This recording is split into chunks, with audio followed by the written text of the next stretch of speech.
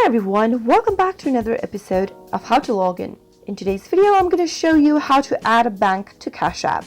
If you'd like to add a bank account on your cashApp application, but you don't know how, then keep watching the video till the end. Don't forget to subscribe to our channel by hitting the subscribe button and also press the notification bell icon so that you'll never miss another update from us. Start by tapping open your cashApp application from your app drawer. Make sure you're logged into your account as well. Go to the home button at the bottom left corner and tap it on.